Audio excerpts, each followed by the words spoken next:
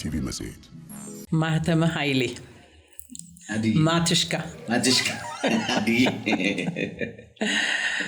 ተዋናይ፣ ደራሲ፣ የዜማና የግጥም ዘፋኝ ሁሉንም ማትዳስሰው ነገር የለም በኪነ ጥበብ ዓለም ውስጥ። የዛሬ ጥሪን ተቀብለህ አክብረኸኝ ስለመጣ ከልብ አመሰግናለሁ። እሺ ከምን እንጀምር ማትሽካዬ? ያንተ ብዙ ነው እንግዲህ ወደ ኪነ ጥበቡ ዓለም እንዴት እንደተቀላቀልክ ከዚያ እንጀምር እስቲ። ወደ ኪነ ጥበቡ ዓለም ተቀላቀልኩት ያው ከልጅነት ጀምሮ ውስጥ የነበረ ነገር ነው። ያው ሁሉም የተለመደው ያው በደርግ ስርዓት የኪነት ቡድን አባላት ውስጥ አንዱ ነበርኩ። ያኔ መናገሻ ሆለታ ገነት ጦር ትምህርት ቤት ውስጥ በመናገሻ አውራጃ የተደራጀ ኪነት ቡድን ነበረ። ከዛ ኪነት ቡድን ውስጥ ያኔ እንደውም ያኔ 7 ያክፍል ኦልሞስት 5 እስከ 7 ያክፍል ያለው የኪነት ቡድኑ አባል ሆኜ ነው እንግዲህ የጀመርኩት። በዛ የኪነት ቡድኑ አባል እንቅስቃሴ ውስጥ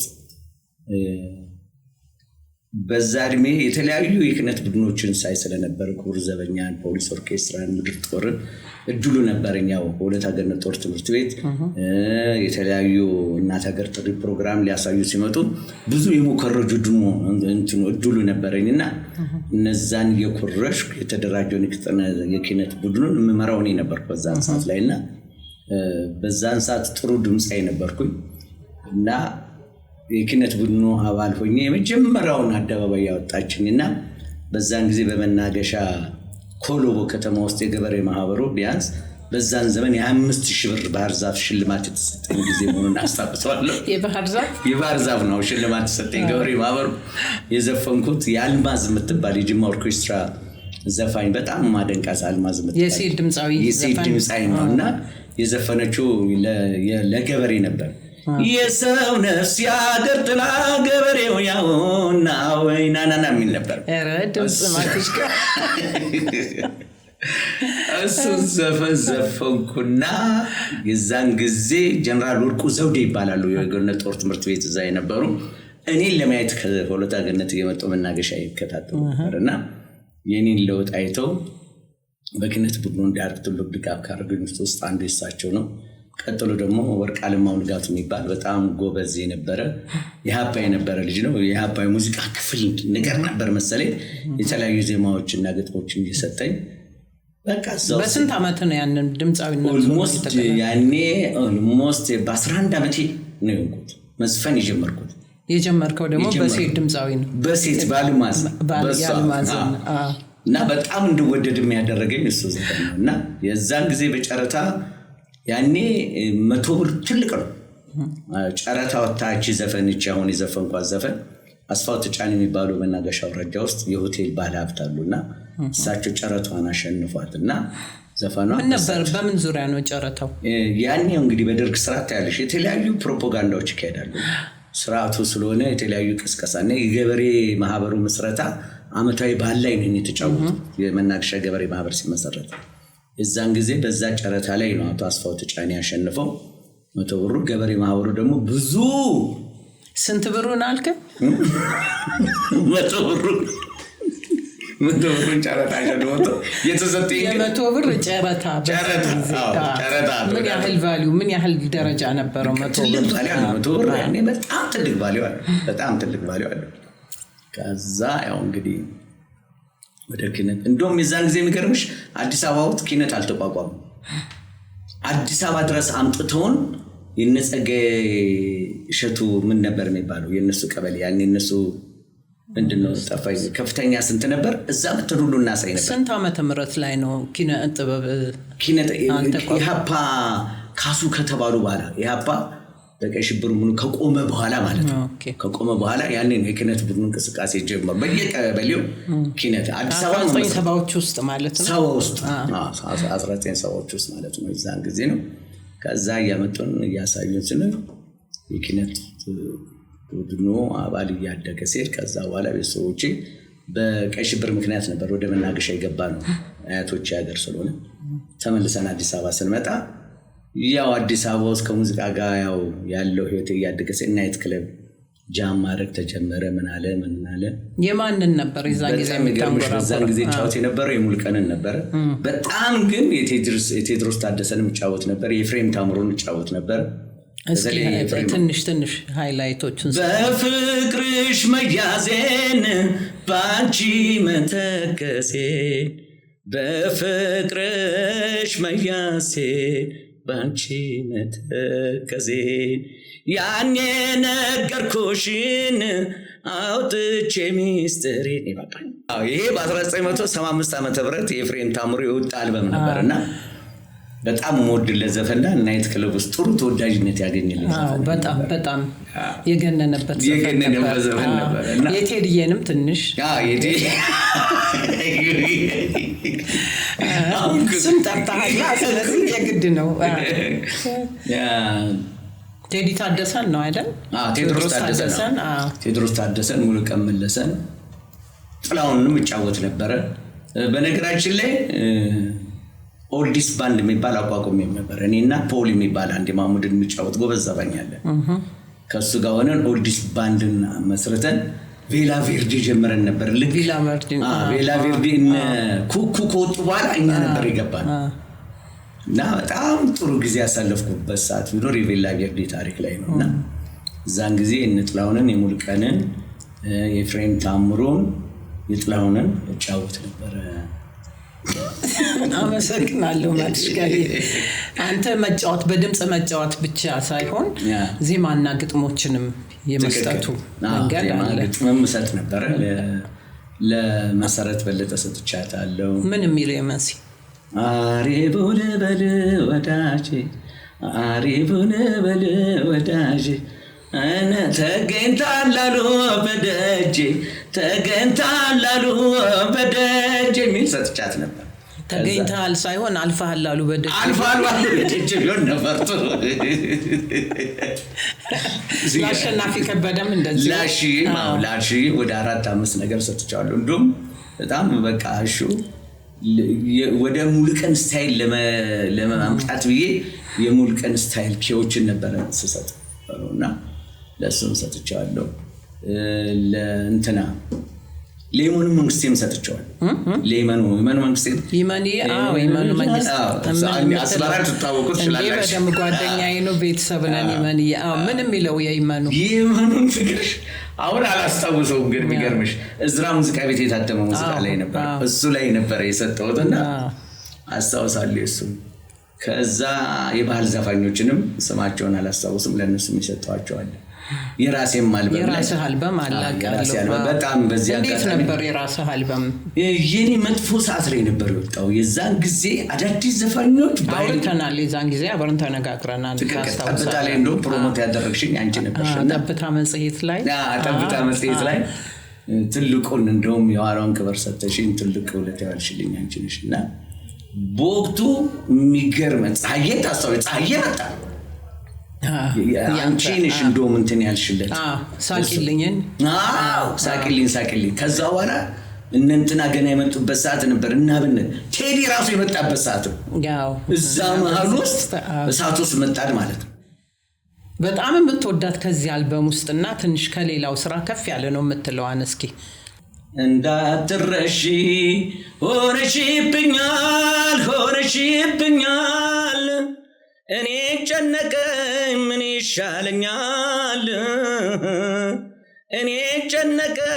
ምን ይሻለኛል ብትላለች አትጨነቅ ፈልግና አገኛታለሁ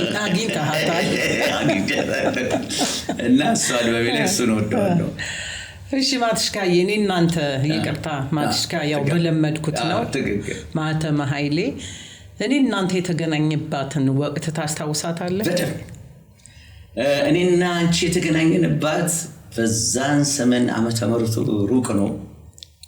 በአበሻበሌ ሆቴል የመጀመሪያው ስብሰባ የተካሄደች ጊዜ በኮፒራይት ጭንቅንቅ ሰዓት ላይ ሙዚቃና የፊልም ስራዎች ብዙ ውጥንቅጥ ውስጥ በገቡበት ሰዓት ላይ አርቲስቱ ሆድ በባሰው ሰዓት ላይ የመጀመሪያ የአበሻበሌ የጊዜያዊ ኮፒራይት አሶሲዬሽን ማህበር ሲመሰረት ከስራ አስፈጻሚዎቹ ጋር አብረን ከተመረጥነው ውስጥ አንዱ እሱ በጣም ብዙ ውስብስብ ውጣ ውረድ ያሳለፍንበት ብዙ በጣም በቃ ብዙ መከራ ብዙ መስዋዕትነት የተከፈለበት ብዙ ሽኩቻ የነበረበት ያቺ ዘመን እየተጫወተ ስለነበረ ነው። በኮሚቴነት አብረን የሰራነው ያቺ ጊዜ መቼም አትረሳም። ትልቅ መስዋዕትነት የተከፈለበት በነገራችን ላይ ግን ትልቁ ለታስታውን ዶክመንት አለች። አንቺን ጋር ልጥሩ ይችላልሽ። መጨረሻ ላይ ትዝልሽ እንደሆነ የኢትዮጵያ ሙዚቀኞች ማህበርን ካስመሰረትን በኋላ ዶክመንት ለያራሳችን አንድ አሰርተሽ ሰጥተሽና እንትናጋ ማን ነው ሻሎ ዲቪዲ በዲቪዲ ተቀርጾ ምክንያቱም ታሪክ እስካሁን ድረስ አለ ሞር ደግሞ እዚህ ላይ ትልቁን አስተዋጽኦ ያደረገው መርሳት የሌለበት ኦዲዮቪዥዋል ኮሚቴ ውስጥ ይሰራ የነበረው ወንድሜ ሻማው ነው። ሪከርድ ያስደረገው ያንን ታሪክ እሱ ነው። እስካሁን ድረስ አለ። የኮፒራይት ሙያተኛ ተሰልፎ ያለ ሰላማዊ ሰልፍ የወጣንበት ጊዜ ሁሉ ሳይቀር አለ። ብዙ መስዋዕትነት ከፍለናል ዛሬ ላይ ለመድረስ ግን ወደ ኋላ ተመልሶ ማየት ግድ ነው። እንዴት እዚህ ታደሰው ለገብሬ ለኪነጥቦ ያለው ፍቅር ድርሻ ይሄ ነው ብሎ አይገለጽም። እንግዲህ የነሱ የኦዲዮቪዥዋል የነጋዴዎቹ ድርጅት ስራ አስኪያጅ ነው። ለኪነጥቦ በጣም ተቆርቋሪ ነበረው እሱ ብዙ መስዋዕትነት ከፍሏል። ታደሰው ለገብሬ መቼም ሰው እኛ ሀገር ሲሞት ነው ታሪኩ ነገር በጣም ያሳዝናል። ነው ሲማሩና እስከ እስር ቤት እስከመሄድ ድረስ ቀላል መስዋዕትነት አይደለም የከፈለው። እውነትነት አይደለም። ስንት የሙዚቃው ኢንዱስትሪ መስመር እንዲዝ ያልሰራው ያልከፈለው መስዋዕትነት የለም። ግን ጥቂት ሰዎች ዶሚኔት አድርገው የሱን በጎ ስራ ሸፍነው እንደውም ከዛ እሱ ጥሎ ሲሄድ ነው የተዝረከረከው። ኮፒራይት እንዲከበር ይሄ በማጭበርበር ደረጃ ያባዙ የሚያወጡት ሁሉ ኦዲዮቪዥዋል ላይ ስለነበር የማጋለጥ እንትኑ ነበረው። በዚያ ምክንያት እንዲታሰር ሁሉ ተደርጓል። ታስሯል እና ብዙ መስዋዕትነት ለኪነ ጥበቡ ተከፍሏል ማለት ነው። ተከፍሏል። እውነት ነው። አሁን የተከፈለው ግን ምንድነው መሆን ያለበት ብለህ እንደው በግልህ የምታስተላልፈው መልእክት በዚህ አጋጣሚ ቢሆን የሙዚቀኛ ማህበሩን ለማሳደግ ስራዎቻችን ከፍ እንዲሉ መብታችን እንዲከበር በአግባቡ መጠቀም እንድንችል ብለህ የምታስተላልፈው መልእክት ካለ? አመሰግናለሁ። እነዚህ አሁን የሙያተኛው ትክክለኛው መብት እንዲከበር የሚያስፈልገው ዋናው የዚህን የቢሮ አመራር ለፕሮፌሽናል ሰዎች መስጠት። ሙያተኛው ሙያውን ብቻ መስራት ነው ያለበት። ራሱ ስራ አስኪያጅ ውስጥ ከሆነ ራሱ አመራር ከሆነ ራሱ መብት ጠያቂ ከሆነ የትም ፈቅ አይልም። በእርግጥ የኢትዮጵያ ሙዚቀኞች ማህበር ያስፈልጋል ሙያ የሆኑ ነገሮችን አስተያየት ለመስጠት፣ ሙያ የሆኑ ነገሮችን ግምገማ ለመስጠት። የዚህ ግን የመብት ጥበቃውን በተመለከተ ትክክለኛውን ክፍያ እንዲያገኙ አድርጎ ለተለያዩ ድርጅቶች መስጠትና እነሱ ራን እንዲያረጉት ማለት ነው። ያን ጊዜ ሙያተኛው መብቱን ያገኛል። ራሱ የለበትማ። ድርጅቱ ተቋቁሟል። የተቋቋመው ድርጅት በባለሙያ ስራ አስኪያጅ ተቆጥሮለት ጸሐፊው ብቻ የዲፓርትመንቱ የሚያስፈልገውን አደራጅቶ ለባለሙያተኛ ለቢሮ ሙያተኛ ለተማረው ክፍል ለህግ ክፍሉ ምናምን ሰጥቷለች። ሙያተኛው ስራውን ይሰራል። ሙያ የሆኑ ማህበራዊ እንቅስቃሴዎችን ያደርጋል። ግን ቦርድ ይቋቋማል። የሙያተኛው ቦርድ አለ። ያን ድርጅት ከላይ ሆኖ የሚከታተል በቃ እንደሱ ቢደረግ ውጤታማ ይሆናል። እንደዚህ የፈራረሰ ነገር አናይ። 2-3 አይነት በርግጥ ህጉ ይፈቅድልሻል። እኔና አንቺም አንድ 50 ሰው ይዘን ኮፒራይት መብት ምናምን ላይሰንስ ከተጠን የተደራጀ ኃይልና ምናምን ካለ ላይሰንሱን ይሰጥሻል። ያ ግን የሆነው ነገር ውጤታማ አይሆንም። እኛ ሀገር በተለይ ለዚህ አይነት የስልጣኔ አካሄድ የተዘጋጀ ሰው ኃይል የለም። ስለሌለን ይህንን ለባለሙያ አሁን እነዚህ በህብረት ብለው አይደለም የነጋሽ የሙዚቀኞች ህብረት ማህበር ምናምን ነው የሚባለው መሰለኝ። ኢቭን በጣም ማዝረው ልንገርሽ ይሄ ሁሉ ሲመሰረት ቀድሞ ያን ያህል ዓመት አመራር ሲሰራ የነበሩትን ሰዎች እውቅና ሰጥቶ እንኳን ያሰናበት የለም እኮ። በምርጫም ደረጃ ለማህበሩ ለኢትዮጵያ ሙዚቀኞች ማህበር ተብሎ በአመራር ላይ የሚቀመጡት እኮ በየ4 ዓመቱ መቀየር አለበት የሚል ህግ ነበር። እኔ ዛን ጊዜ እንደሱ ነው። እኛም ያንን ጠብቀን ነበር። የዛን ጊዜ በእኔ ቦታ ላይ ጋሽ ዳዊትን ያስቀመጥኩት። አሁን ስንት ዓመቱ ነው? እኮ 3 መንግስት ሆነ ሞላ እኮ እና ምንም ለውጥ የለም። ያው ነው ለውጥ የሰው መቀየር ሳይሆን አመራር ላይ ያሉትን ሰዎች ለመቀየር ብቻ ሳይሆን እስራውስ ላይ ያመጣው ምንም ነገር የለም። ምንም ለውጥ የለም። እንደውም ትንሽ አንድ ሰሞን ላይ ልክ እናንተ አንቺ አስረክብሽ ከሄድሽ በኋላ ሙዚቃ ማህበሩ ጥሩ እንቅስቃሴ አድርገን ነበር። ሚዲያ ሁሉ ይዘን ነበር። ዜማ ማህሌት የምትል መጽሔት ጀምረን ነበር እኮ። ስለ ዜማ ማህሌትም ነው ሸገር 102 ላይ ነበራችሁ። አሁን ግን የለም አልኩሽ እኮ። ለምን ተቋረጠ? እርግጥ ጋሽ ዳዊት እኔ ነበርኩ በዛ ሲደገፍኩት የነበረው። እኔ ደግሞ የራሴን ህይወት መኖር አለብኝ። ለዚህ ኪነት ሰው እንግዲህ ቀደም ተናግረሻል። ሳይከፈልም ሌሊት ተቀን እንደ ቀን ስራ ምንም አይነት ያውንም ክሬዲት እንኳን ሳይታወቅልሽ ማለት ነው አገልግለሽ እንደ ውሻ ከመጣ ዜማ ማህሌት ጥሩ ነበር እየተንቀሳቀሰ የነበረው። በዚያ ነው በጣም ጥሩ ይንቀሳቀስ ነበር። ስታቆሙት መነጋገር የለም። በቃ ማቆም ነው። እኔና ጋሽ ዳዊት ብቻ ነን የምንሰራው ፕሮግራሙን ምን ነው በቃ ምንም ትራንስፖርት ከኪሳችን ነው። ቀላል አይደለም ሚዲያ መስራት። 10 ዓመት እኮ ነው ይሰራል። እኮ እሱን ነው የምልህ። እሱ የ10 ዓመት እኮ የጋሽ ዳዊት መኪና እኮ ብትናገር አፍ አውጥታ ታወራለች። ጎማ እየፈነዳ እንኳን እየቀየርን ነበር የምንሄደው። ከዛ በኋላ ብዙ ድካም ኖሮ አትሊስት ለሌሎቹ ሰዎች ማስታወቂያ እንኳን እንዲያመጡ የሚተባበረን እንኳን አላገኘም። ሙዚቃ አልበሞቻቸውን እንኳን ሲያወጡ እኮ ዜማ ማህሌት ላይ አስታውቁም ተወዳጅ ሊሆን ልክ አንቺ የምትጠቀመኝ ነው ይመስላቸው። ስለዚህ ሬዲዮ ጣቢያው ደግሞ እንደውም ሸገርን ማዕዛን በጣም ያው የኪነ ጥበብ ሰው ስለሆነች ታቋለች። በቃ እስከመጨረሻው ቀላል አይደለም። በሳምንት 3 ቀን ነበር አየር ሰዓት ሰጠች። እሷ ብትሸጠው ያንን አየር ሰዓት ብዙ ገንዘብ ታጋባታለች። ግን ለመጥቀም ብላ ነው። 10 ዓመት ሙሉ ችላን ከዛ ጋሽ ዳዊት ጋር ተነጋገርን። አንደኛ ገቢ ማስገባት አልቻልንም። እኛም ደከመን። ሬዲዮ ጣቢያው መጠቀም አለበት። ስለዚህ ማቆም አለበት ታውቃለህ። እኔም አልቻልኩም። የራሴን ጉሮሮ ሮጣለሁ። እኔ እንደውም ከዛ በኋላ ከሙዚቃ ናይት ክለቡ አለ፣ ቲያትሩ አለ፣ ፊልሙ አለ። ራሴ ቢዚ ሆንኩ ማለት ነው። ስለዚህ ብዙ ነገር አብረን መንቀሳቀስ አንችልም። ጋሽ ዳዊት ማረፍ አለብን ተባባልንና ተነጋገርንና ለክፍሉ ለማኔጅመንቱ ለሸገር ተነጋገርንና ያው ሌሎች ተተኩበት አየር ሰዓቱ ላይ እነ ተስፋዬ የገቡት እኛ ቆጣን በኋላ ነው። ተስፋዬ ማሞ በጥበብ መንገድ እንደገና ሽመልስም የገባው እኛው አየር ሰዓት ላይ የኛ ፕሮግራም ላይ እነሱ ያው ቢዝነስ የሚያመጣ የማስታወቂያ ድርጅት ባለቤቶች ናቸው። ይኸው እንደምታየው አክቲቭ ሆነው በደንብ እየሰሩበት ያሉ የበለጠ እኮ በሙያተኛው መጠቀም የምትችሉት እናንተ ነበራችሁ። የሚያግዝሽ ሙያተኛውም ራሱ ይሄ ማህበራትን ማቋቋም መከፋፈሉ በጣም በዛ። አሁን በምን መልኩ መቀጠል አለበት? እንዲህ አይነት ነገሮችን የግድ ማበረታታት ግድ ይላል። እንደዚህ ብናደርግ እንደዚህ ቢሄድ የሚለው ነገር እኔ ያውልሽ አሁን መደረግ ያለበት ምለው ነገር አንድ እውነት ማወራዋለን። በእርግጥ በአንድ ወንበር ላይ እንደ አፍሪካ መሪ ረጅም ሰዓት መቀመጥ አስቀያሚ ቢሆንም ያው የአፍሪካ ባህሪያችን ስለሆነ ነው። መውረድ ይከብዳል። ስንት ዓመት ሆነው? ዓመቷን መናገር አልፈለግክም።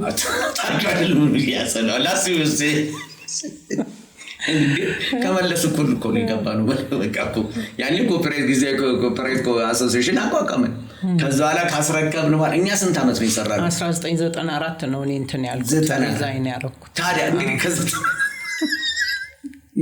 እስካሁን ድረስ እግዚአብሔር ይመስገን አላችሁ አለ።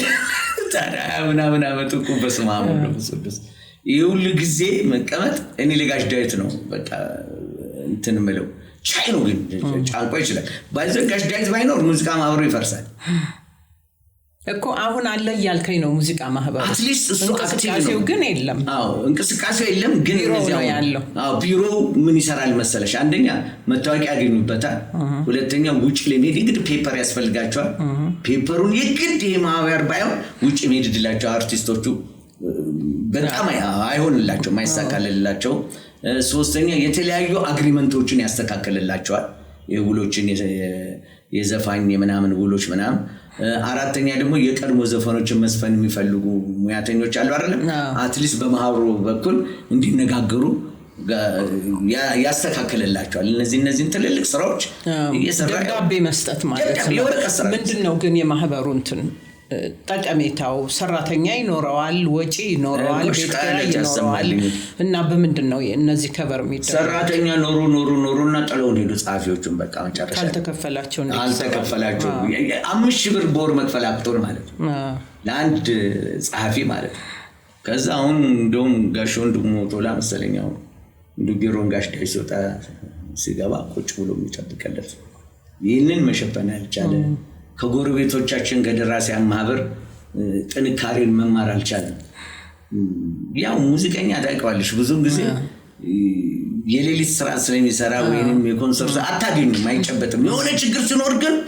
አክቲቭ ሆኖ እንቀሳቀስና ድራሻቸው ይጠፋል የኢትዮጵያ ሙዚቀኞች ማህበር አሁን የኢትዮጵያ ሙዚቀኞች ህብረት ማህበር ነው የሚባለው ጋሽ ዳዊትን የሚያግዝ ኃይል አዲሱ ትውልድ የሚንቀሳቀስበትን መንገድ ቢያመቻቹና ጋሽ ዳዊትን ቢደግፉ ጥሩ ነው ብዬ አምናለሁ ቢሮ መኖሩም ትልቅ ስራ እየሰራ ነው ያለው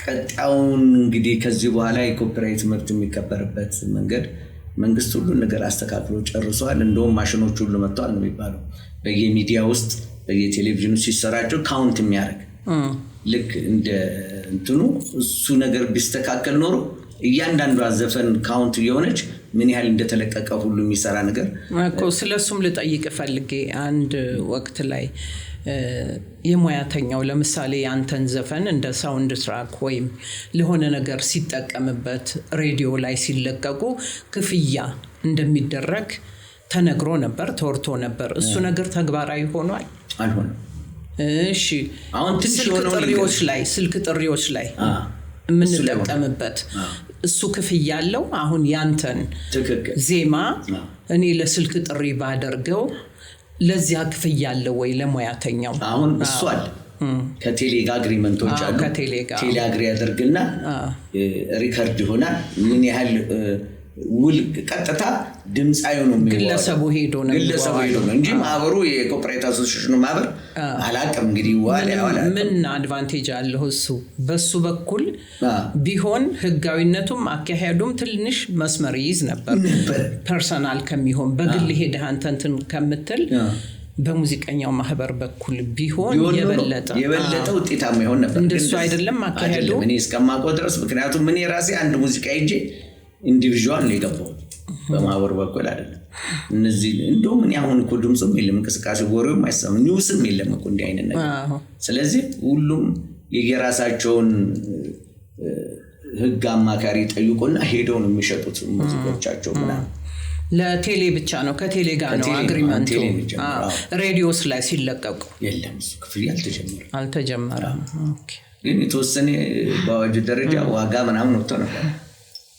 ይክፈያ ይላል በዚህ ዜማና ግጥም ብቻ አይደለም የቲያትርም ድርሰት ቲያትር ላይ ተተውናለህ ቲያትር ድርሰት የራስም ዩቲዩብ ነበረ ስለሱ እስቲ ትንሽ አጫውት በራሴ ዩቲዩብ ላይ ጥሩ እንቅስቃሴ ጀምሬ ነበር በተለይ ከ4 አመት በፊት ከ4 አመት በፊት ጥሩ ተንቀሳቅሼ ነበር ግን ያው እንደምታየው የካሜራ ፕሮዳክሽኑ ምናምን ክብድ ምናምን ስለሚል አቆምኩት ምክንያቱም አንደኛ ሲስተሙ አክቲቭሊ የሚደግፍ ሰው ጎጎን ያስፈልግሻል የሚያንቀሳቅስልሽ ጊዜ ሰጥቶሽ ላንቺ ስራውን የሚያቀናብርልሽ ምን የሚልሽ ምናምን ያስፈልጋል ስለዚህ የዛን ጊዜ የሚደግፉ ልጆች ነበሩ አሁን ግን እነዛ የሚደግፉ ደግሞ የራሳቸው ሩጫዎች ሲጀምሩ እኔም አቆምኩት አብዛኛውን አሁን እየተጠመርኩ ያለሁት በፊልም ስራና በቲያትሩ ላይ ሁለቱ ላይ እንደውም ከሙዚቃው ዓለም ኦሬዲ ሙሉ ለሙሉ ወጥቻለሁ ማለት ይችላልና ቲያትር ላይና ፊልም ላይ በብዛት አለ እስቲ ምን ያህል ቲያትሮች ላይ ተጫውተሃል ቲያትር ወደ 7 ቲያትር ደርሻለሁ ምን ናቸው በጣም እድለኛ መሆኔን ነገርሽ ምንድነው ትልልቅ ቲያትሮችን ሳላስበው አግኝቻለሁ አውሮፓም ሄደሃል አውሮፓም ባዶ እግርን እንግዲህ ራይል ተሾመ መሐመድ ያዘጋጀውን ቲያትር እዛ ላይ ክሪቶን ገጸ ባህሪ ተውኝ አውሮፓን ግሪክን ለማየት ሁሉ በቅቻለሁ ትዝታዎችም አሏቸው እዚያ የተፈጸመው አውሮፓ እሷን ለማስታወስ ያክል ያው እንግዲህ ግሪክ ትልቅ ፌስቲቫል ባለም አቀፍ ደረጃ የተዘጋጀ ፌስቲቫል ነበርና ከአፍሪካ ቲያትሮች ተመርጦ ሄዶ የኛ ቲያትር ነበር። ከቲያትሩ ጦርነት በተጨማሪ ያው የሶቅራጥስ ታሪክ ስለሆነ የነሱ ሀገር ታሪክ ስለሆነ ያንን ማየት የጓጉበት ነው ያው። ስለዚህ ያንን መድረክ እድሉ አጋጠመንና ወደ ግሪክ ይዘን ሄድን። ግሪክ ይዘን በሄድንበት ሰዓት ላይ እንግዲህ ትልልቅ ፌስቲቫሎች የሙዚቃ ኮንሰርቶች ተዛግቶ ነበርና ከገባን ሰዓት ጀምሮ የነበረው ዝናብ እኔ በቃ በፊልም ላይ ነበር የማየው። እውነትም ዝናብ አውሮፓ ያቋርጥም ሲዘንብ ነው የሚባለው ነው ያየሁት ያኔ ነውና ከገባን ጊዜ ጀምሮ 7 ቀን ሙሉ ይዘንባል። የነዛ ቅዳሜና እሑድ እኛ ሰኞ ተሰጠን መስከረም ላይ ነበርና ለሌሎቹ ለአውሮፓዎቹና ለላቲኖቹ ለአሜሪካኖቹ ቅዳሜና እሑድ ተሰጣቸው። ታላላቅ ዘፋኞች ምናምን ነበሩ። በእርግጥ ጥሩ የልምድ ነገር አየን። ሳውንድ ሲስተሙ በነገራችን ላይ የታወቀ ከክርስቶስ ልደት በፊት የነበረ ስቴጅ ነው። እዛ ስቴጅ ላይ ማንም አይወጣም። እነ ያኒ ምናምን የተጫወቱበት ነው። ትልልቆቹ የዓለም ሙዚቀኞች የተጫወቱበት ነው። በጣም የሚገርምሽ የጋሽ ሙላቱ አስታጥቄ በትልቁ በቢልቦርድ ዛጋል በቃ ጉራችንን እነዛን ፎቶ ዛጋ ሁሉ ሄደን ተነሳ። የኛ ዜጋ ነው ያለ ኢትዮጵያውያኖች እንደምትመጡ ታውቀው ነው ያ ቢልቦርድ የተደረገው ወይስ የራሳቸው? የግሪክ መንግስት ፌም ነው ጋሽ ሙሉ ይዛቁ በቃ በጣም ይታወቃል። እንደ ያኔ ነው የሚታወቀው በቃ እና በቃ ማመን ያቃተው ጥቂት ፎቶዎች ላይ ያሉት ከጥቂቶቹ ፎቶ አንዱ ያለው እሱ እነ ያኔ ምናምን የተሰቃው ቆልጉሉት ታዋቂ ዓለም ታዋቂ ሙዚቀኞች ናቸው። የኛ ግን ጋሽ ሙሉ ይዛ ላይ መታየት ለኛ በቃ ሚራክል ነው ነበርና እሱን አየና ተደሰትን። ያ ከክርስቶስ ልደት በፊት የነበረው ስሙ ጠፋኝ ቋንቋቸው ይከብዳል ምናምን ትሮፒ ምናምን የሚሉት ነው እንግዲህ መድረኩ አንፊ ነው። ኦልሞስት ወደ 25000 ሰው በላይ ነው የሚይዘው አንፊው። ከዛ ሙዚቃው ይቀርባል ተብሎ ሲጠበቅ ዝናብ አላቆም አለ። ቅዳሜም ሲዘን እሑድም ሲዘን የአውሮፓዎቹ ታዋቂዎቹ አርቲስቶች ሙዚቃ ኮንሰርት ስራ ተሰረዘ። ከዛ ላይ የግሪኩ አምባሳደር በኢትዮጵያ ግሪክ አምባሳደር መጣና እናንተ አምላካችሁ ይሰማችኋል ጸሎት አድርጉ ሳታሳዩ አትሄዷትም ከዚች ሀገር። ይህንን በቃ ኢትዮጵያዊ ነው አይደለም ግሪካዊ ፈረንጁ ባይዘው ጋሽ ደቤም ነበር። በነገራችን ላይ ነፍሱን ይማረውና ጋሽ ደቤ ደበበሻቱ የሶቅራጥስን ካራክተር መጀመሪያ የሰራው እሱ በጣም እድለኞች ነበሩ። የግሪክ ፕራይም ሚኒስተር ነበሩ፣ የግሪክ ፓትርያርኩ ነበሩ፣ የግሪክ ዩኒቨርሲቲ ሌክቸሮች ምኖች ነበሩ። ኦዲየንሱ ነበረ ግጥም ብሏል በቃ እና ሰብታይትል አለ። እኛ በአማርኛ ስንሰራ ሰብታይትሉ ከላይ በግሪክኛ ይሄዳል። በጣም በቃ በደንብ የግሪክ መንግስትን የአውሮፓ ህብረት ስንት ዓመተ ምህረት ላይ ነው? ስንት ነው? ከኮሮና በፊት ከኮሮና ሳይገባ ሌላም ሀገር ትሄዳላችሁ ብለው ኮሮና ሲገባ ነው የሰረሰው እንጂ ፈረንሳይ፣ ጣሊያን፣ ካናዳ ልንሄድ ነበር። ኮሮና ገባ። እንደምታውቁ ሁላችንም እንኳን ቲያትር ዲታ ኢትዮጵያ ውስጥ በየቤታችን ቁጭ ብለን ተቀመጥን ማለት ነውና ስንት ኮሮና ስንት ዓመት ሆነው እኮ የዝናቡን ጉዳይ ከዛ መጣና ፕሊስ አለን ጸሎት አድርጓል። እኔ አሁን እንደምሽዳሴ ማርያም ይዤ ያልኩት መጽሐፍ የለም ቆምና ጀጣ ነው በቃ ጋሽ ሰሌ ነበር ክፍላችን ቆመን ጸሎት አደረግን። እንደው ልደታ መስከረንሽ መስከረም 1 ግሸን ማርያም የምትከበርበት ዕለት ነው መድረኩን የምናሳየው ሰኞ። ያ ሁሉ ሙዚቀኛ ንቃቁሎ ትቶ ሲሄድ ከቸውላ ፀሐይ መጣች። ማመናቃት እግዚአብሔር ይመስገን አላሳፈረንም። ከዛ ቀኑ ሙሉ ፀሐይታ ያ ሁሉ ዝናብ ፀሐይ ወጣች። ከዛ ኦዲየንሱ ግጥም አለ። ምክንያቱም ያ ሁሉ ሾው አላዩትማ በዝናየ በጣም ይገርምሽ ሾውን አሳየን። እዛ የእውነት ነው ሾው የሚያዩት። እንዲም ካስጠላሻቸው ይሰርብሻል ያባሩሻል። ግጥም አድርገን ሰርተን ጾሙ እንግዲህ ያው ኢንዱስትሪዎቹ ሁሉ አሉ ያ15 ስንል ጨብጨባ አይቆምም። ጨርሰን ከርተንኮል ከሰራን በኋላ ፈረስ ብሎ ይስቃሉ። እንደውም የኔና የጋሽ ሰሌ ካራክተር ትንሽ እንትን ሲትኮም ነገር አለው እዛ ላይ ሰለሞን ተካ ያው እኔን የሚመስለው ያስታውሳሉ ይገምታል። ከሱ ጋር ሆነ በቃ በደንብ ሰው እየሳቀ እያዳመጠ እያጨበጨበ ነው ያዳመጠን። ያው ሰብታይትሉም ስላለ ማለት ነው። ኦልሞስት ደግሞ ወደ 400 የሚሆኑ ኢትዮጵያኖችም ገብተዋል። ከዛ በኋላ ጭብጨባው ሲቀጥ ሚኒስትሩ ምኑን ሲያጨበጭብልን የዛን ጊዜ ምን እናታየንና እግዚአብሔር ይመስገን እግዚአብሔር ለዚህ ያደረሰን ይላል። አብሮ አይቆጥም አንቆ ማመስገናችን ነው። በቃ ለዚህ ስላበቃ ብለን አመሰገንና መድረኩ ላይ ከርተን ሁሉ ላይ ያሳይተ በጣም ፈረንጅ አርት ይወዳል። መድረኩን ድብልቅልቅ አርጎ ፎቶውን አብረን እየተነሱ አጥፎን ስሞን ያ ትዝታ ምን ጊዜም አይጠፋም። ከዛ በየተለያዩ ቦታዎች የነሱን ቲያትር አሳይተውናል፣ ሪሄርስ አሳይተውናል። በዓለም አቀፍ ታዋቂው ተዋናዮች ለኛ ሲሉ ሪሄርስ መጥተው አሳይተውናል። ምንድነው ልዩነታችን የኛና የነሱን? እስኪ በጣም ጥቂት ደረሰ። ልምምድ በሚደረግበት ጊዜ ፐርፎርም በሚደረግበት ጊዜ ያለን ልዩነት ምንድነው? የምንበልጠውና የምናንሰው? የምንበልጠውኛ ተስፋን ቆርጠን ጎበዞች ነው። ጦም እያደርን ፓስቴም እየበላን ምናምንም እያልን እንሰራለን። እነሱ ግን ፋልስቴት ሁሉ ነገር የተመቻቸው፣ ማረፊያቸው የተመቸ ነው፣ ውሃቸው የተመቸ ነው። ሬርስ አድርገው ሲጨርሱ ለእያንዳንዱ ተዋናይ እኮ አገልጋይ አለው።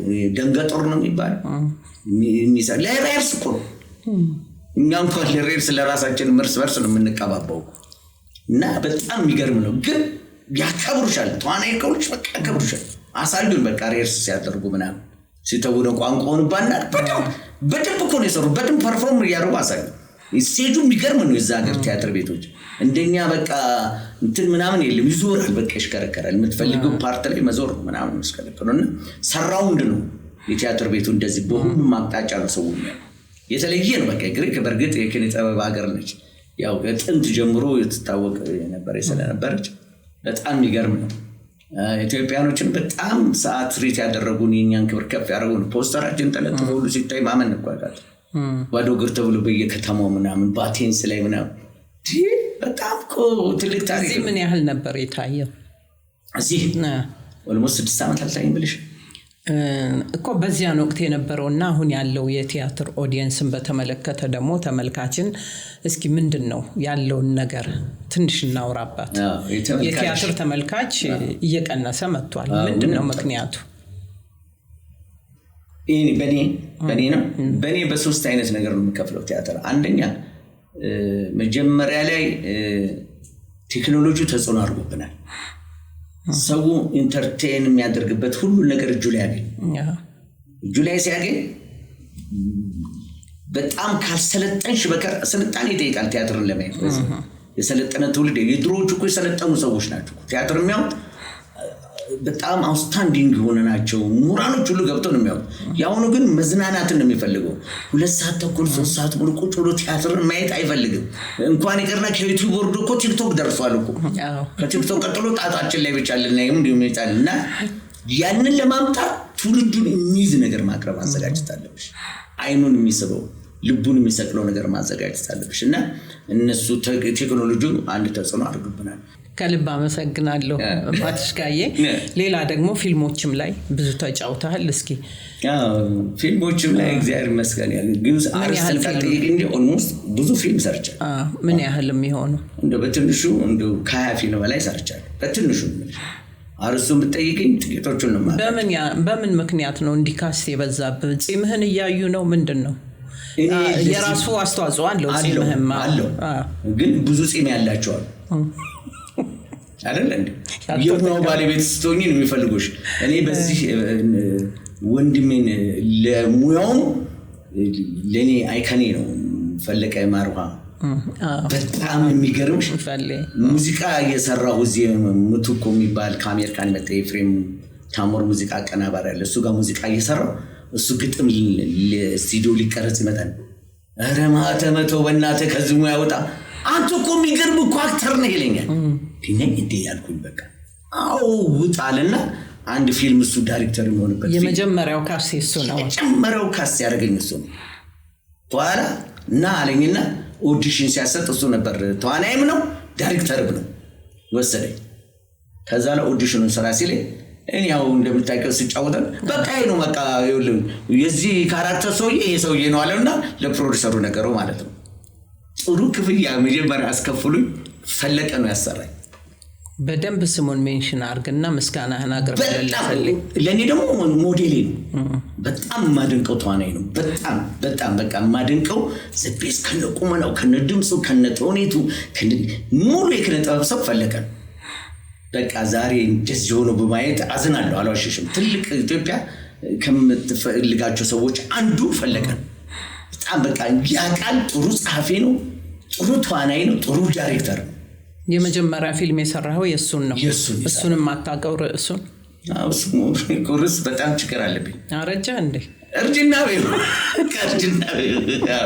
ከዛ በኋላ ምን በረ ካሌቤ ፊልም ፕሮዳክሽን ምናምን የሚባል እሱም ላይ ጥሩ መሪ ተዋናይ አድርጎ አሰርቶኛል እሱም ብዙ ፊልም እንደው እሱ ጋር 2 ፊልም የሰራው ከዛ ሚዛን የሚባል ሰርቻለሁ ተከታታይ ድራማ ላይ በድምጽህ እየተጠቀሙ ነው ድምጽህን ተጠቅመህበት ታውቃለህ የሚገርምሽ አንዳንድ ቦታ ላይ እንድዘፈን ያደርጉኛል ልክ ነሽ በተለይ የማማ ቤት የሚለይ ወደ 100 ምናምን ወር በጣም ተከታታይ ድራማ ነበር እና እዛ ላይ ኢቭን እዛ ላይ ሁሉ ሽማግሌ ፊት አውሬውኝም ሰራ አንድ ጠላ ነጋዴ አፍቅሬ ስዘፍን ሁሉ ድምጼን ተጠቅመውበታልና ጥሩ ስራ የሰራሁበት ላይ ነው ተከታታይ ድራማስ ምን ያህል ሰርተሃል ወደ 4-5 ያክል ሰርቻለሁ አሁንም እየሰራሁ ነው ምን ኤስቲቪ ላይ የሚታይ አለ አንድ ጥላ የሚል ላይ ሰርቻለሁ አርስቱን አላቆም ኤስቲቪ ስለሌለኝ ደግሞ የሰራሁትንም አይቼውም አላውቅም ሰዎች ናቸው የሚነግሩኝ አየኔ ምናምን ሲሉ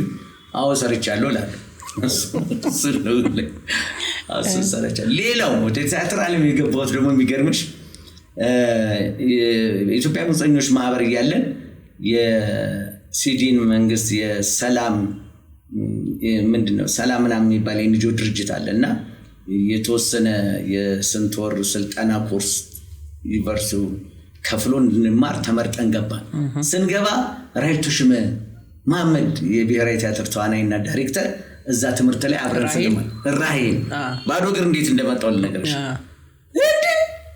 ካራክተሩን አገኘሁታለች ቀጥታ ብሔራዊ ቲያትር እንደተመጣለች ከዛ ሳንሽ ዳይሬክት ያደረገችው ሌጀንድ በቃ የሴት እናንተ ዘመን ነች በቃ ስትሮንግ ምርጥ ዳይሬክተር ነች ምርጥ ጎበዝ ዳይሬክተር ኃይለኛ በቃ ጋሽጃይ ማነው ጋሽጀቤ ማርጋሪት ታቸር ተነሱ ይላት ነበር እሱን ሁሉ ዳይሬክት ያደረገችው ማለት ነው ለስና ታቸር ተነሱ ምናምን ይላት ነበር ጎበዝ ነበረች ኮምፕሊትሊ የቲያትር ሰው አደረገች ለምን አልማርም አልኩልሽና ተማርኩና ቲያትር ካላርት ኦኬ ከዛ በኋላ ልይዞኝ ነው ምን አልቀጠርበት ግን እውቀቱ መኖር አለበት የት ነው የተማርኩ አልነግር ለምን እንዳልሄድ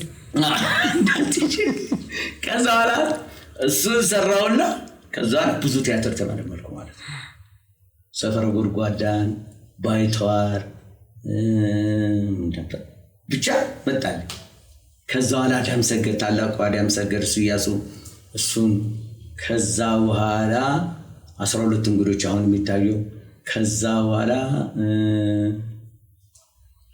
አርሳቸው ጠፋኝ ብቻ ድሉ ገጠመኝ ሁሉም አገር ፍቅር እዚህም ሁሉ ገጠመኝ ብሔራዊ እንደገና ነው አሁን ሁሉ ዶክተር ተሻለ የሚያዘጋጀው ላይ ተሻለ ንጉስ አርማ ማለት ነው ኦኬ ላኪ ድልኛ ተሻለ አሰፋ እሱ ያዘጋጀው ንጉስ አርማ ቲያትር ላይ በአሁን ሰዓት ተወዳጅ በነገራችን ላይ ስለ ኦዲየንስ ጉዳይ ለመጣልሽ ነው ያ ጥንት በነውጋየው ድግነቱ ምን ያው ኦዲየንስ ለመጀመሪያ ጊዜ 2000 ሰው ገብቶ 800 ሰው የተባረረበት ቲያትር እዚህ ላይ ንጉስ አርማ ማመንስ አይቀጥል አንቺ ለአንድ ቀን እሺ የመጀመሪያ በወራት ነው ሰ በሚቀጥለው ምን እንደዛው ነው በሶስተኛውም ቀን እንደዚህ ነው ይሄው አራተኛ ሳምንታችን ይቀጥልልን ኦዲየንስ ተመልሶልናል ማለት ተመልሷል አሁን የመጣው ኦዲየንስ መንከባከብ ነው በቃ ጥሩ ስራዎችን ያቀርቡ ጥሩ ነገር ፋሲሊቴት በነገራችን ላይ አንድ ኮንግራቹሌሽን መልሽ ኢትዮጵያ ብሔራዊ ቲያትር ለረጅም አመት ከ15 ብር 80 ብር ገብቶ ሲከፈል ትናንትና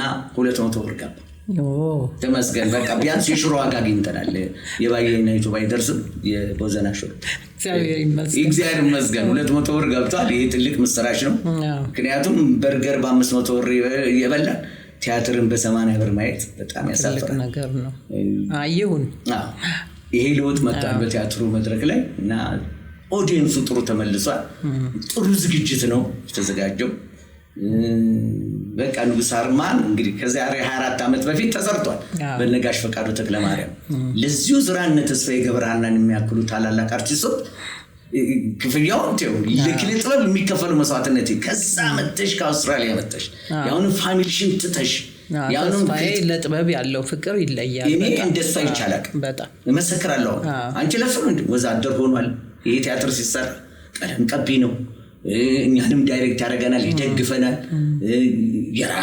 ብቻ ማመንም ያቅትሽ ለሙያው ክብር አለው በጣም ከምንም በላይ በቃ እሱ የተፈጠረው ለዛ ያለሱ መኖሩም የሚችል አይመስለኝም ለዚህ ነው በሰዓት ነው እንግዲህ ብጽዕን ታውቃለሽ አይ ነው አውቃለሁ ብጽዕን እንግዲህ ለሱ ስትል ከአውስትራሊያ መጣ የተከፈተለት መታየታለች አይታለች ተመልሳ ሄዳለች አይገርም ተመልሰሽ ፍቅር ደስ አይል እግዚአብሔር ይመስገን በጣም ተስፋዬ ገብረሃና በጣም ትልቅ ክብር አለ በጣም በቃ አሪያ የሚሆን ምሽል ነው የድሮዎቹን አይነት ሞዴል ነው በቃ ሞዴል የምትያቸው ከአዲሱ ከነ ወጊሾ ከነ ደቤ ቀጥሎ አይከን የምትፈጥሪው እንደነ ተስፋዬ ገብረሃና አይነት ሰዎች ነው ሌላው ተስፋዬ ስማ ያው ከአሜሪካን እዚሁ ቢመጣ ትልቅ መስዋዕትነት እየከፈለ ነው ክፍያውን የቲያትር ቤቱን አንነሽ ለፍራንኮ ብሎ አይደል ለኪነ ጥበቡ ሲሉ አውቃለሁ እና አሁን የመጣው ዲስ ጥሩ ነው እንደነዚህ በነ ዶክተር ተሻለ አይነት ዝግጅት መዘጋጀቱ ረቀቅ እንዲል አድርጎታል ይሄ መታደል ነው በወጣቶችና ህፃናት ላይ ደግሞ አባባ ደምሴ መጥተዋል በጣም ደግሞ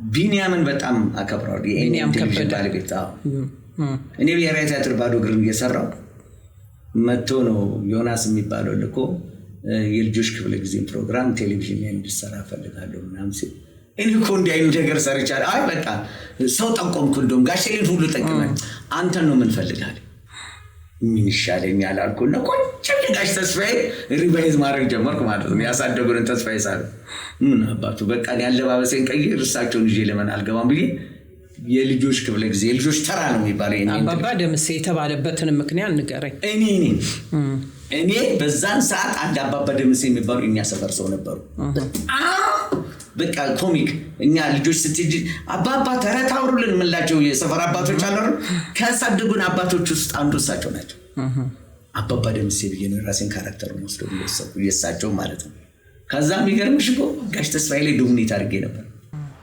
እና ጥሩ ተረቶችን አሰለ ምን ላይ ነበር የሚቀርበው ቅዳሜና እሁድ ነው የሚቀርበው ኤንኤን ቴሌቪዥን ነበር ከኤንኤን ሊፍተልቶ ወደ ዋልታ ኤርኮን ከዋልታ ኤርኮን ወደ ብስራት ከብስራት ወደ ፋናም ሊሄድ ነበር ያው የተያዙ ብቻ ኤንኤን ፈረሰ ዋናው ጥሩ ብር ክፍያ ለፕሮጀክሽኑ ጥሩ ብር ይሰጥ ነበር ቢኒያም ለአባባ ደምሴ ሁሉ ነገር መኪናም ካሜራ ውጭ ሁሉ ሰርቼ ሁሉ መጣል የተለያዩ ፕሮግራም በነገራችን ላይ ይልሽ እሺ እንደጀመረው አባባ ደምሳና ቤተሰብ የጀመርኩት ኤንኤን ላይ መጀመሪያ ነው ነፍሱን ማረው በጀመረ ፕሮዲዩስ ያደረኩት ጋሽ ደቤ ነበር ከነ ልጆቹ የልጅ ጄኔሬሽን ክትትል ብዬ ያው እንትና ዘ ቤስት ልጆች ብሎ ማቅረብ ጀመረ እሺ እኔ ግን አባባ ደምሴና ቤተሰብ ሚል ፕሮግራም ነበር ከዛ በፊት ማለት ከዛ በፊት ከዛ በኋላ ያው አቅም ማነስላለ ማስቀጠል አልቻልኩም መሰረት በለጠን ሰርቻታለሁ ጸዲን ያገብሩ ማርክሶን ጠይቀያት ነው ጸዲንም እንደውም ያንቺ እንግዳ ታረጋታለህ እሷም ቤት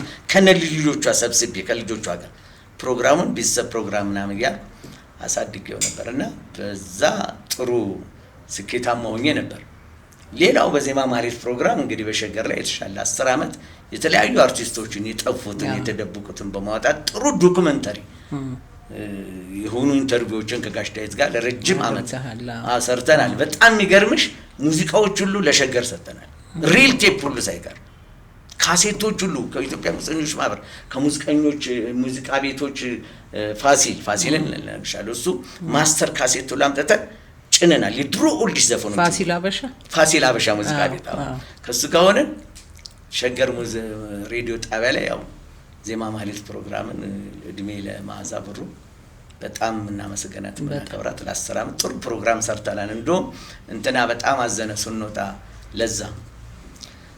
ለዛ ዋርድ ብርሃኑ ድጋፌ ልክ ዜማ ማህሌት ሰቀን ነው ሞዴላችን ናቸው የኛ ላይብራሪዎቻችን ናቸው መውጣት የለባቸው ሁሉ ብሎ በጣም ተሰምቶታል በጣም ቀና ሰው ነው በጣም ቀና ሰው እና በቃኛ እኮ ዜማ ማህሌት ለኛ ዶክመንታችን ነውና ዲት ማቆም ያለባቸው ምናምን ብሎ ትንሽ ዲፌንድ ያደረገው ሁሉ እሱ ነበርና ብቻ ጥሩ ጊዜ አሳልፈናል አመሰግናለሁ ማትሽጋዬ። እስቲ ቀረ የምትለውና ሌላ የምታስተላልፈው መልእክት ካለ?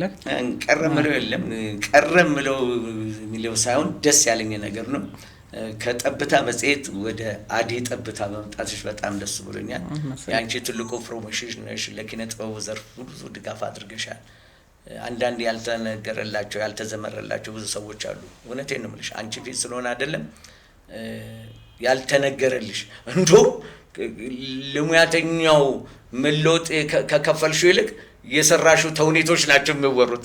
ከጀርባ የተከፈለው ነገር ግን የሚያወራ ሰው የለም። እና በጣም እውነቴን ነው የምላችሁ። እና ትልቅ ስራ ሰርተሻል። የኪነ ጥበብ ዘርፍ እንዲለወጥ ለሙያተኞች ያደረግሽው ድጋፍ ቀላል አይደለም። በጠብታ መጽሔት በተለያዩ ሰዎችን ስታቀርብበት የነበረው ያው ዘመኑ ያው የወረቀቱም የምኑም ችግር ስላለ መዘጋጀት የማይገባቸው የጠብታ መጽሔት መዘጋቷ ለአንባቢው ማንበብ ለሚፈልገው በረሰብ ትልቅ ጉዳት ነው፣ ያጎሏል ብዬ ነው የማስበው። እሺ ማትሽጋዬ፣ እንግዲህ በተለያዩ የኪነ ጥበብ ሙያዎች ውስጥ በተለያዩ ዘርፎች ውስጥ እየተንቀሳቀስክ ነው ያለኸው። በቅርቡ በምን እንጠብቅ? በቅርቡ የራሳችን ዩቲዩብ ፕሮግራም ከፍተናል። እኔ አርቲስት ፋሲል፣ አርቲስት መርድና አርቲስት ስራጅ በህብረት ሆነን የተለያዩ አጫጭር ድራማዎችን ለማዘጋጀት ተዘጋጅተናል። በቲያትር ቤት ውስጥ ደግሞ ዴጊያ የሚባል አዲስ ቲያትር አሁን በቅርብ በብሔራዊ ቲያትር ምን የሚባል ዴጊያ ምን ማለት ነው? የመኢኔት በደቡብ ተውፊታዊ ቲያትር ነው። የደቡብ ብሔረሰቦች ናቸው፣ መኢኔቶች ይባላሉ። በእነሱ ታሪክ ዙሪያ ላይ ዶክተር አንዱዓለም እሱ የጻፈው ጽሁፍ ነው። እሱ በቅርብ ቀን ብሔራዊ ቲያትር ላይ ይታያል። በአሁን ሰዓት ደግሞ ያው እንደምታውቂው ንጉስ አርማ ቲያትርም እየሰራው ነው ያለሁት። ሌላው አንድ በቅርብ ቀን የሚወጣ ፊልም አለ። እሱ ፊልም እንግዲህ ሲወጣ ላይ እዛ ላይ መሪ ተዋናይንም ሆኜ ሳውንድ ትራኩንም የሰራሁት እኔ ነኝ። ያው አልበም ነው የቀረ አልበም ነው የቀረ። ያው እንግዲህ አልበም እንኳን በአልበም ደረጃ የለም። አሁን ምናልባት ከሙዚቃ ጋር የተያዘ ነገር ከሰራው የፊልም ሳውንድ ትራኮች ነው እንጂ በሰራው ወደ ሙዚቃው ዓለም ውስጥ ሙዚቃ ገባለው ያሳለ። ምን ያህል የፊልም ሳውንድ ትራኮች ሰርተሃል እስካሁን ድረስ? እስካሁን እንኳን 3 ነው የሰራሁት። 3 ናቸው። ከ3 ውጭ አልሰራሁም። አሁን ግን ወደፊት በደንብ በሰፊው በጽሁፍም በዜማም ልሰራ አቅጃለሁ። እነሱን የልጆች ክፍለ ጊዜ ፕሮግራም እንጀምር ዝግጅት ላይ ነኝ። አሁን አንድ ቴሌቪዥን ጣቢያ ጋር እየተነጋገርኩ ነው። እሱ በቅርብ ቀን እንጠራለን ብሎኛል። ያ ቴሌቪዥን ጣቢያ ከጠራኝ ዩቲዩብ ላይ ያለውን የልጆች ፕሮግራም ከቲቪው ጋር አግሪመንት ግድ ማስፈልግ ስለሚያስፈልግ ላልሰራው ይችላል። ከቲቪው ጣቢያ ጋር ግን ካልተስማማን የልጆች አባባ ደምሴ ፕሮግራም በቅርብ ቀን ከመስከረም ጀምሮ ይቀጥላል። እሺ ማህተመ ኃይሌ እንግዳይ ሆነ ስለመጣ ይሄን ያህል ጊዜ ስለሰጠኸኝ ከልብ አመሰግናለሁ። በጣም አመሰግናለሁ። አድያንቸው ኑርልኝ። የተከበራችሁ ተመልካቾቻችን የዛሬው እንግዳዬ ሁለገቡ አርቲስት ማህተመ ኃይሌ ይባላል። ከሱ ብዙ ነገር እንደምትማሩበት እንደምታተርፉበት አውቃለሁና እንግዳዬን አዳምጡልኝ፣ ሀሳብ አስተያየታችሁን ስጡኝ። ከልብ አመሰግናለሁ።